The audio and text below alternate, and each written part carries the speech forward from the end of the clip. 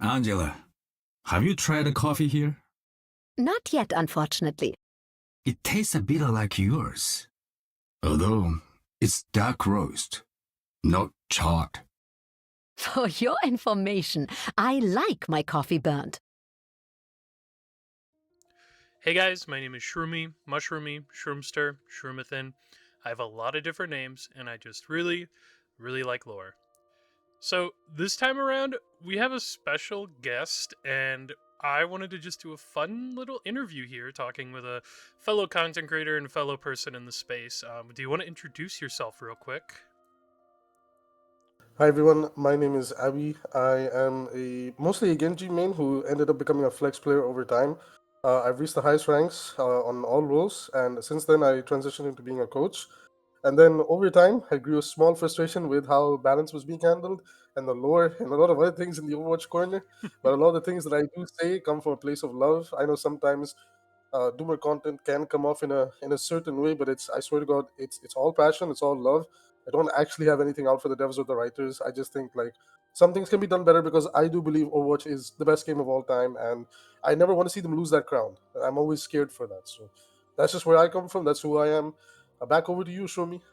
Yeah, no, for sure. Me and Abby, we've been talking like on and off for a while now. I like to think we're pretty good friends here, and yeah. So Abby's been a big inspiration for me with the YouTube channel too. So it's really cool to have you on and to be able to talk like this. So Of course. yeah, of course. And we've already kind of done one of these already, and that'll be going up on Abby's channel eventually. But well, that one is kind of more general things. Of course, on here on my channel, things are a lot more narrative focused. So I thought we could ask you a couple questions about how you're feeling about the lore and narrative in general. So let's get started with my first question I got here.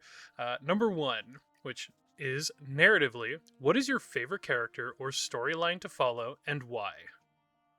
Okay, this is definitely not gonna come as a surprise to like literally anybody. But my favorite character is Genji Shimada, and I've deeply adored following his story because I think it is a story not just about redemption, but also about finding yourself.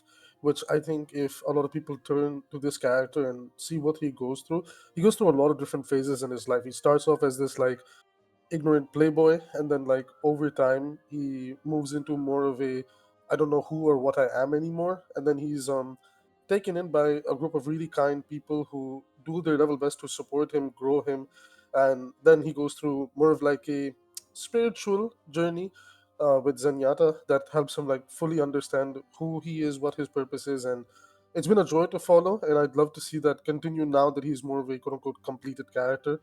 So I'd like to see, as somebody who's been through, a lot of different stages and phases in his life, also like the through the process of cyberization. There's very few characters in our lore that are full-on cyborgs. So it gives interesting perspectives, and also in that regard, I think we could explore the different perspectives from cyborgs' point of views in the lore as well, and that's kind of why he's my favorite character. I also just love the interesting dynamic that he comes with to the lore.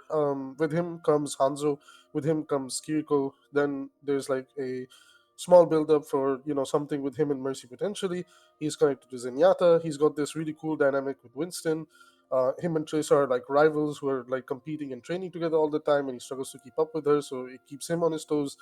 Overall, I truly feel he's one of the better quote unquote main characters that Overwatch has to offer.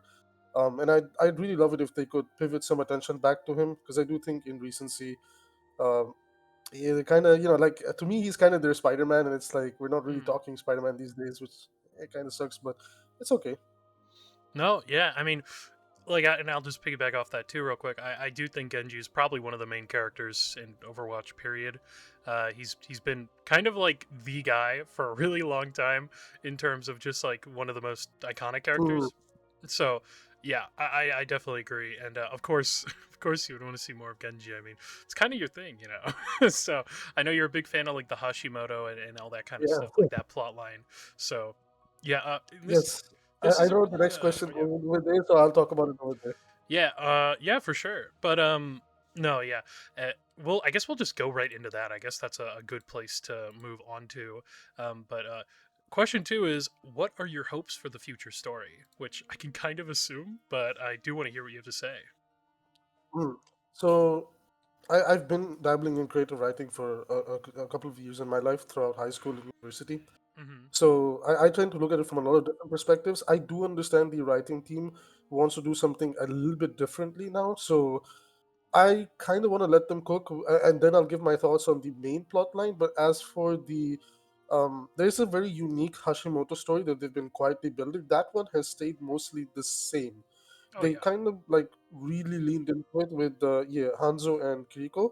And the interesting thing that I've always wondered for the past 10 years in this game's lore is they've specifically never brought up Genji and Hanzo's mother.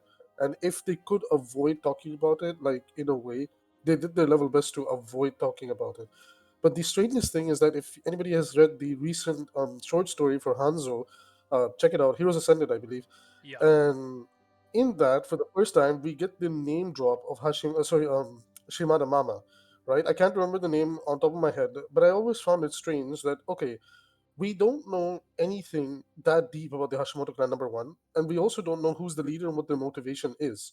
Now, of course, they're presented to us as bad guys, and the Lord writing team could always pull a fast one on us. And, well, they're doing some extremism, but that's because they truly care about, whatever. But my hope, or what I can see happening is, and the Shimadas and also Kiriko in this regard, she's kind of a budget Shimada herself. They're kind of Japanese storytelling tropes, stereotypes. So in like that type of storytelling, one of the tropes that I know Japan really loves dwelling into is like one of the parents being evil or like opposing the family. So I can kind of see the big twist at some point being that the Hashimoto leader, is Shimada Mama, and she wanted to go up against her husband's ideals because she didn't believe in the way he wanted to handle everything.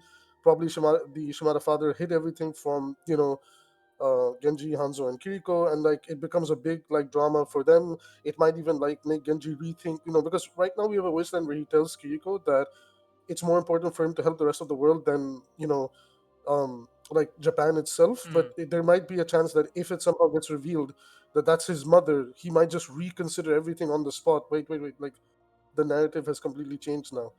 So at least like that in that little bubble over there, I'd like to see a little bit of focus on that. And then well, at least my hopes was that if the PvE was still around, they'd probably take a couple of other characters to dabble over there too. So I strangely enough, our favorite white Asian that they like to promote all the time with skins, Mercy, could Mm. go into that regard as well, since she's pretty familiar with Japanese culture. I think also like for dual nature purposes, we could dabble on with maybe Sojourn tagging along, and Winston as well. I think it would be interesting to see their perspectives on what's going on over there. Just because those two have kind of like also had like different perspectives, especially like Winston coming from quote unquote a family that he had to abandon.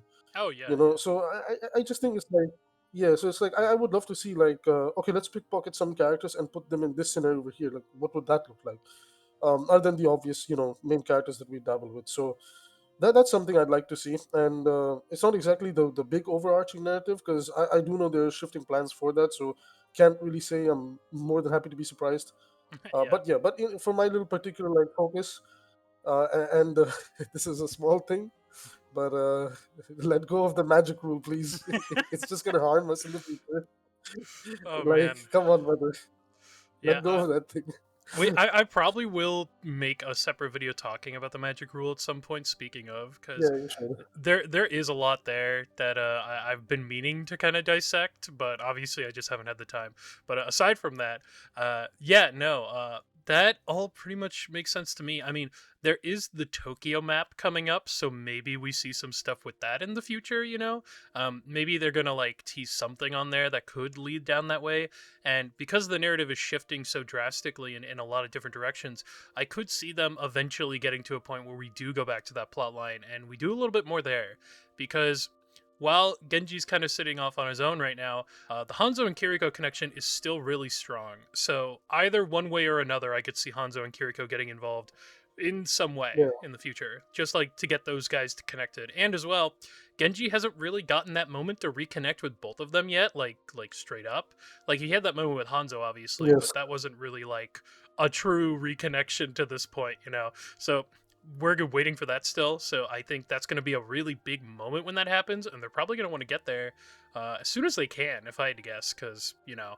But yeah, so that all makes sense to me, and that is a really interesting place to kind of take this story. And this isn't really one of the questions that I had before, but I guess I'll ask this too. How do you feel about like Kiriko and Hanzo as characters? Do you really like them as much as Genji, or like how do you feel about them? Oh yeah, so I like Hanzo. Even Mhm. though I kind of felt like his character progression took way longer than it should have. I understand that he's more of a side character and you do so much with him sometimes. But I do like the story and the journey they took Hanzo through. As for Kiriko, surprisingly, I'm gonna get a lot of hate for this, but I actually really like Kiriko. I Oh think yeah. she's been handled pretty well, like as her own little mini main character and trying to set up like a different corner of the lore. I think Kiriko has been great. I think people get a little bit blindsided about the hate for like the character's gameplay that they don't realize actually she's one of the better written characters in the lore. And okay, I had one small gripe was that in Hanzo's short story they just randomly made him like, had to give Kiriko a moment to shine. I think that could have been written a little bit Hmm. better. That was a small gripe I had with one. I don't want to spoil it for anybody who hasn't read it yet, but I will say, interesting writing choices there. But I do like Kiriko. I do like Hanzo in that regard. I do wish they would kind of sometimes offer a bit more commentary on what's going on with the world around them, because Oh yeah. I know Kiriko's like tunnel visioning, yeah, the Hashimoto and stuff like that. So we've not ever really heard her perspectives on like, oh my god, like the stuff with Omnics. It's like I'm sure there's Omnics over there too. I'm sure they're probably like talking about it too. Hey, who knows? Maybe Hashimoto's are pro Omnics. They got a lot of Omnics on their team. That I is don't see the true. Yeah. Shimadas having any Omnics. Well, Uh, that's kind of the thing with a lot of factions in the Overwatch world. They kind of just don't yeah, really talk about Omnics. Like Overwatch only has Bastion. You know, that's like that's a small problem. That's yeah. a small problem. No, but Yeah, yeah. that's something they need to fix. That's something they need to fix. Hopefully in the future I for think sure. one of the Hmm. big Yeah, I think one of the biggest selling points for this universe is because like with every different genre or like game or media that you go into, there's like a unique selling point, and I think for Overwatch, the whole dynamic between humans and Omnics trying to coexist and the drama between them is very interesting. But then trying to omit the presence of Omnics is kind of sad. I do Hmm. believe that we are shifting away from an Omnic narrative, which I'm not a big fan of at all. Because again, I think Overwatch personally underestimates how much people love their Omnic heroes, whether it's Zenyatta and how people fought for him getting lower, whether it's Ramatra. Um, and there's quite a few even behind the scenes and like the different short stories that have been out there. I know you're a big fan of Case. I know there's people out there that love Susie. What gave that So away? I think it's just kind of like Yeah. I don't know, but like I think the one thing that just kind of sucks is I'm sure they've seen this reaction and reception, but I hope they would capitalize on this. That like really they like Susie. Okay, like what can we do next for Susie to check if they really like her, and then I think like as you build that character and like slowly lead into it, hey, who knows, maybe they end up as a hero. Um, you give them personality, love, and life, and people are like, oh, now we really want Susie in the game. Like Oh let's yeah. let's do Susie in the game, and like Yeah. yeah, and then there's a character for Hazard to actually bounce off of instead of just like, hello, I am generic villain hero slop, and I'm here to interact with you with barely any relevant voice lines, but so No, yeah. I would I, like that. Oh, for Yeah, sure. Like, and I know we've talked about it a good bit. Like I just think Overwatch probably needs to draw on those kind of lore characters more, like Omnic or not, because that's kind of a big reason Overwatch worked in the early years. You know, they would draw on those kind of lore yeah, characters. Like, you can look at like the only one in like the first like year I think that wasn't really drawn on was Arisa because she was just kind of made. But like Ana, yeah. Sombra, Doomfist. Like those guys were like really big, and those were all pretty big moments. And then People really love Maximilian. People oh love yeah, yeah, Maximilian for this reason. yeah. No, for sure. Yeah, people really adore. Still this day, people are fighting. Hey, give us Maximilian support. I want to throw coins at my teammates to heal them or something. It's Yeah, like I don't understand how we see that and we just think, yeah, we don't need more Omnics in our game. I think too to bounce off that, like just people going, I would love to play as Maximilian and throw coins. I think that just says a lot about even that character, right? Like people would be completely down playing as that. Which you can Yeah, really do that with a lot of things with Overwatch. Like I know there are people who want more like apes from the lunar colony. I think there's so much room to do stuff yeah, there. Like I know people who want more like of a like we were talking like earlier with the Hashimoto. Like I think there's a lot they can expand on there, and like we were saying there, even if they wanted to do like an Omnic Hashimoto, I think that would work because we've literally seen Omnic Hashimoto in Kiriko's and in yes. Hanzo's animated shorts. It's a whole rabbit hole we could probably keep going down forever, especially with Omnic heroes. But uh, I'll I'll probably make a separate video for Omnic heroes in the future as well because they're yeah I talk about them enough. But yeah, I feel you on that, man. I feel you on that. no, for sure. I guess we'll move on to the next question, which is kind of like a perfect segue because we're already talking about heroes. But if you could choose any character in the lore, or just I guess a character in general, to become a hero, who would it be and why? So there's this like really big hot diva that was supposed to be a faction. She was the one with the hair and everything. She doing in missions, and I just think like, okay, so we can have a hot goth mommy like non-sector character, and we're Oh not yeah, yeah. utilizing this. Like, have you seen other games that are making like hot robot characters? Like, even if they want to like make like skin selling characters from the female standpoint, I mean, Zenless has proven this. Like, what is it like? There's like a couple of other games. It's like very early, guys, for me, so my mind is still jump starting. But okay, that aside, that's me being like a little bit like, "Hey, Blizzard, you want money? I got you." But like, okay, on a serious note, and this is something I've been thinking about for a while, and this comes back to the previous question: is some other hopes for the story that I'd like to see is I really like the idea that because this is something that happened in the Rivals lore, where Ultron kind of infected humans. I would like to see like what if there's an Omnic or like some sort of a uh, again like the Omnic related stuff is pretty much just writers plot convenience, so they can like Mm, make this work one way or the other. Is I want to see like some sort of a villain Omnic that like his whole gimmick is that what he's doing is he's infecting humans and like creating like a human robot hybrid, like not a cyborg, but like genuinely like corrupting them in this weird way where like nano machinery takes over their skin, their flesh pierces into their body, like really go dark with this. And like this is like a more screwed up version of Ramata. Like you can make this guy somebody who like worships Ramata, like like some in the dark corners of the world. This guy got obsessed with Ramata's plan, and he took it to the next level. That might even make Ramata rethink his decision. Like, oh god, I didn't realize my actions will have this type of consequences. This guy's crazy. I was just doing it because of I'm trying to help my people, even though well, I'm pretty extreme about it, but this guy's even worse. You know, this is sounding a so lot like so Case to me. yeah, yeah, yeah. So I would like to see them explore more avenues, and on that same regard, it would be even cooler if we got like because I know one thing that this game has not explored at all is like underwater sea life. And it's like, okay, but what if like the radiation, the technology, what if it's affecting them? And like one of the villains characters or like something you can bring to the game is like this underwater like robot like kraken creature hybrid that like appears, and Mm. they're this mass pool of data like a hive mind, and they're operating off of a god program. And I just think there's like so much potential there where it's So like, hey, you let's go crazy, just you I mean, just perfectly described the Kishin. By the way, yes, no, no, no. yeah, No, no, no. I was thinking about the Grecian, or however you yeah. pronounce it, but Hmm. I kind of wanted. I like the idea of doing the whole hybrid thing. Uh, Hmm. Not to say that. Oh yeah, I would love a Grecian character. Don't get me wrong, Oh yeah. because I still think it's ridiculous that we've not explored Busan that deeply, especially with how much lore they've given it, and they're just kind of like, I mean, like we're not gonna get back to that right now, and no more mecha heroes, guys. Relax. It's like you only can deal with it. Hmm. But I do want to see them dabble with some hybrid concepts, like not cyborgs, but like genuinely an object that's completely lost it. Because we need more ruthless villains. Like we do have good villains in Overwatch, and maybe we have a bit too many villains in Overwatch.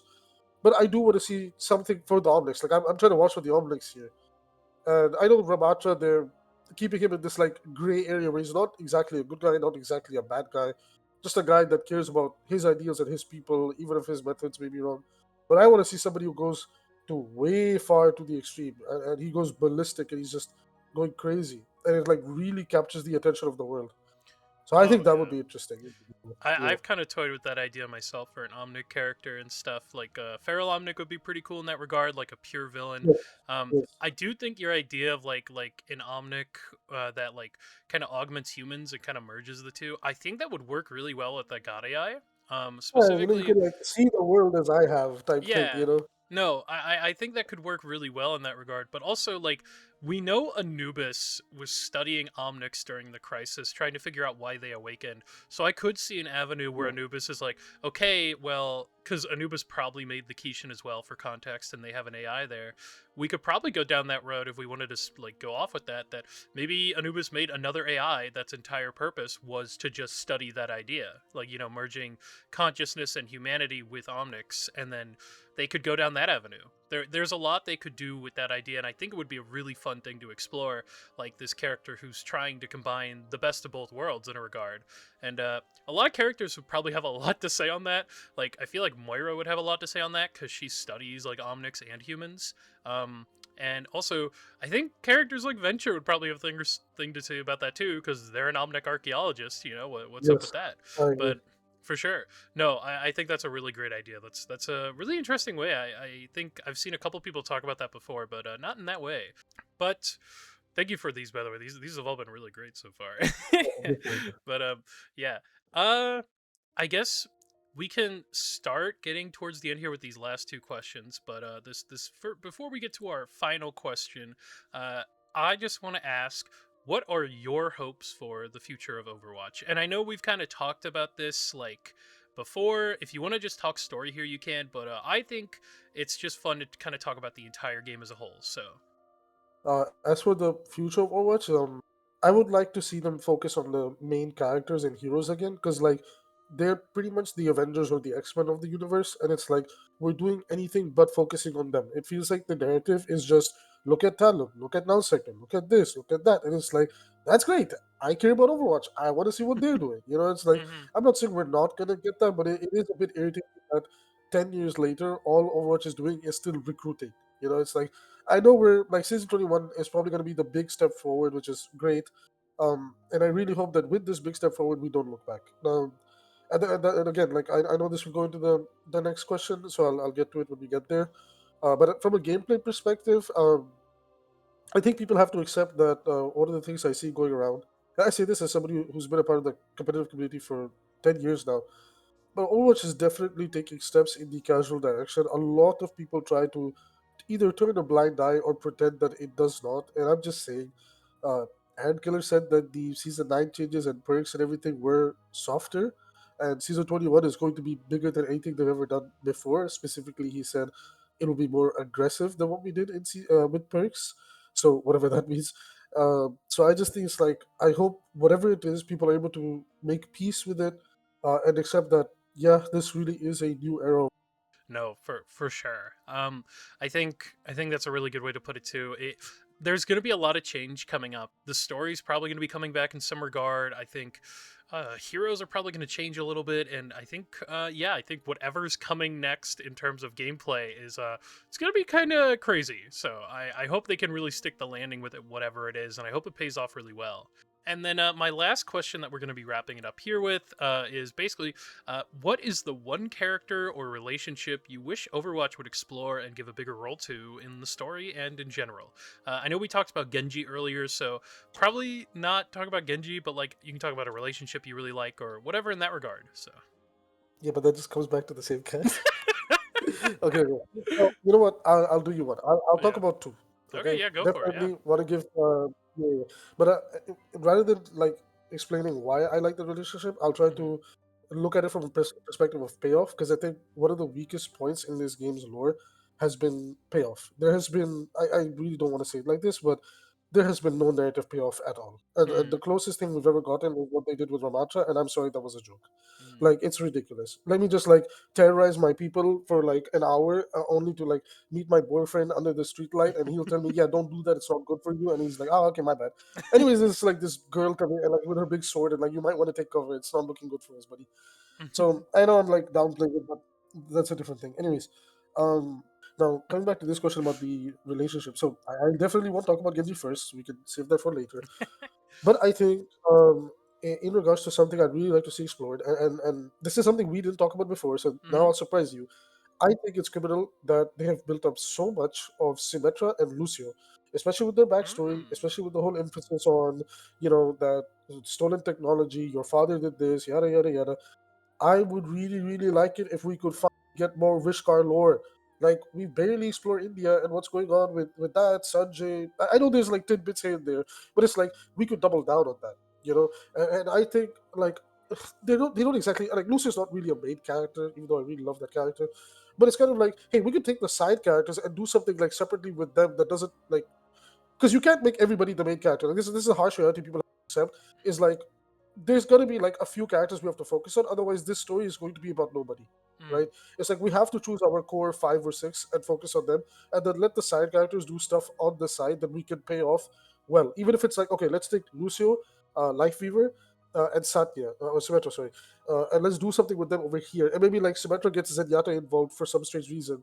Um, because like maybe she has a breakdown about like the truth behind Vishkar, and Zenyatta helps enlighten her, and she seeks him for peace, or and like reinforces Zen's position in the lore. So I would like to see maybe these 4 explored in this unique way. So this is not exactly something on the romantic side, even though Mm-hmm. there's quite a few things I like in the lore in that regard. But I think something like underappreciated characters that we could do something more with. I know you've talked about like the colony in the horizon, in the moon. Mm-hmm. So I don't want to like take your thunder in that regard. Otherwise, I was thinking in that direction as well. And of course, Pharaoh Omnics, like their relationship, like what do actual Omnics think about them? Because they don't even get a mention in the game. Yeah, that's the So it's thing. just kind of Yeah. one of those things where it's like, yeah, yeah, yeah. So it's like I'd like to see more emphasis like in those type of relationships, like something more obscure, like what's Mm-hmm. going on. Um, and then from the romantical side, again, this is about payoff. It's not. Mm-hmm. It's not about my personal preference, but it's like there is pretty good build up for certain things here and there. And I will say one thing, and this is not just for relationships, but it's also for narrative in stories and everything.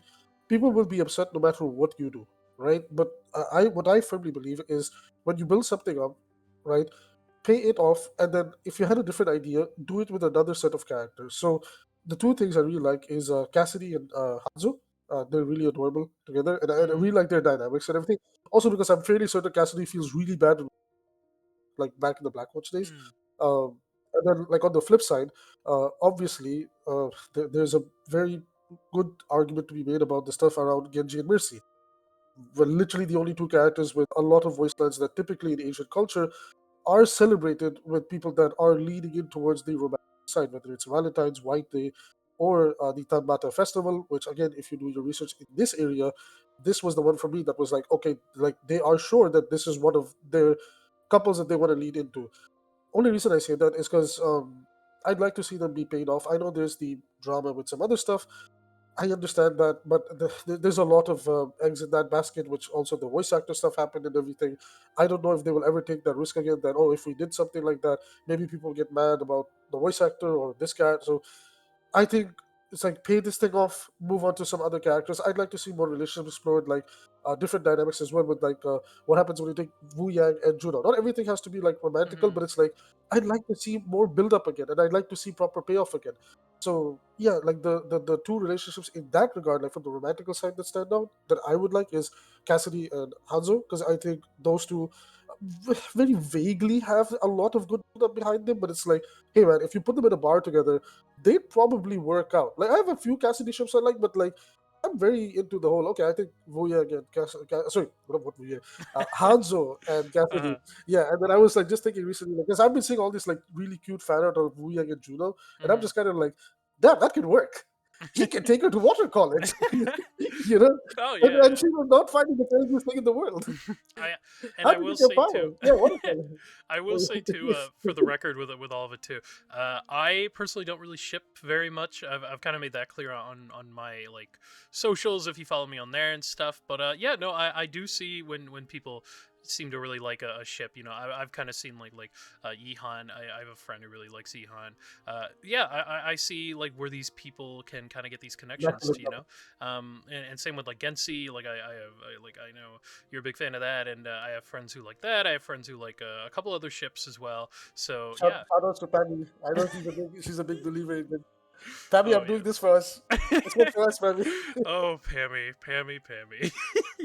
But no, yeah, and I will say I wanted to say this too with what you said about Vishkar earlier.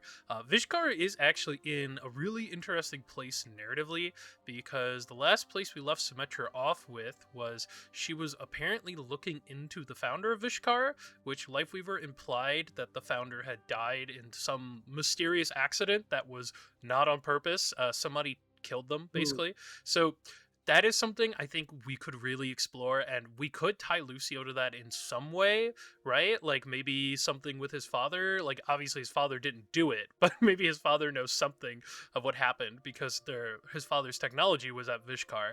And with that as well, you can tie Lifeweaver into that. You know, Lifeweaver's the one who gave her the tip when he was at the arcology when she visited in the short story from Heroes of Senate.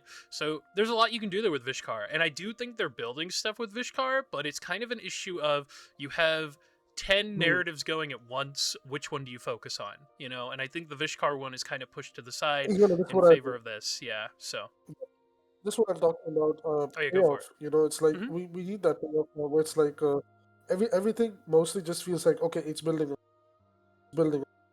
and that's kind of my issue with the lore. It's like guys, it's been 10 years, man. I Hmm. understand the behind the scenes things have happened and this is and that have happened. So that's why I've been quiet because I know season 21 is the big step forward. But it's like that we are going to go forward.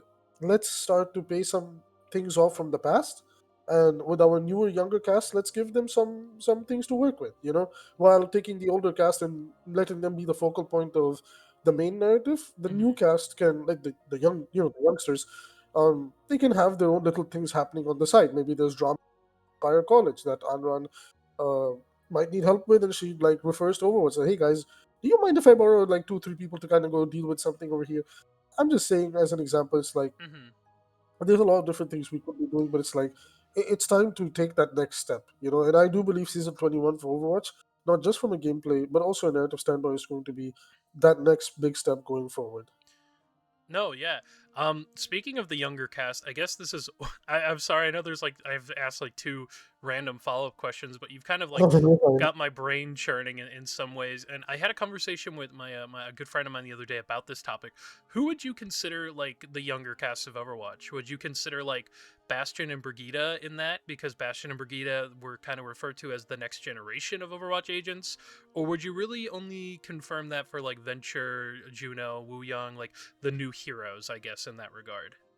Yeah. So in regards to your question, there are a few characters that are what I would believe is the middle ground point of where they're not exactly veterans yet, but they're in that like process of like getting accustomed to the new regime, if you want Hmm. to say.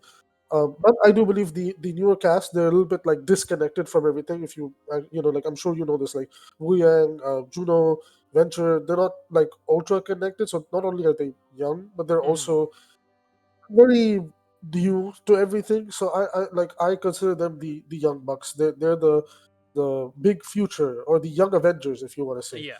So I do say them in that regard. But by the way, surprisingly, I actually don't consider Kiriko to be a part of that. Um, yeah, that's all I have in terms of questions. I'm really excited for the future. I think Overwatch, and I've been saying this for like, I don't know, a season or two now. I really do feel like they're building a lot narratively, and I'm excited to see where things go this year. I really thought things would start moving by now, but like, with Overwatch, everything comes with time. So, yeah. Is there any final things you want to say in that regard, or anything at all?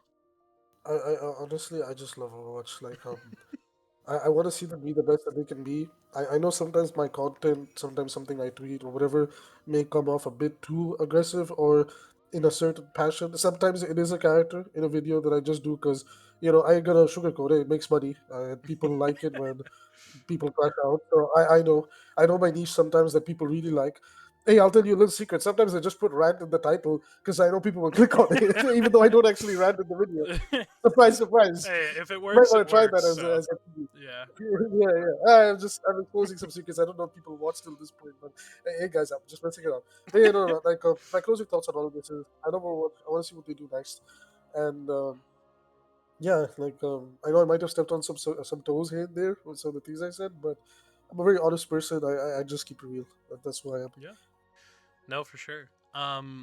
Yeah, and for the record as well here, obviously when it comes to like all of this is very much an interview. I really just wanted to get to know what you think and like kind of let everyone who watches me for lore kind of see what things are like on your side of the road, I guess. So yeah, that's pretty much all I got here. Where can people find you at? Yeah, so my main Overwatch channel is AbbyAZK, but in the off chance if you're interested in some rivals content, I have AbbyMR. So I'll probably give you the links for those channels, and I'm sure Oh they'll yeah, be either on the screen, description box, comment, yada yada yada, they'll like definitely be you know good both. So stuff. How it yeah, is. for sure. Yeah, and you can also follow Abby on Twitter as well. Thank you so much once again for joining me today. And yeah, Thank you. things are going to be really exciting in the upcoming weeks, I think. So that's all from me. I hope you guys enjoyed this little interview, just kind of yapping about the lore. And if you guys like this kind of thing, let me know. I'd love to do this with more people in the space, friends, other creators. I think it'd be really fun to just kind of peel back and talk about what different people like with the lore. So that's all from me, and I'll see you guys in the next one. Bye.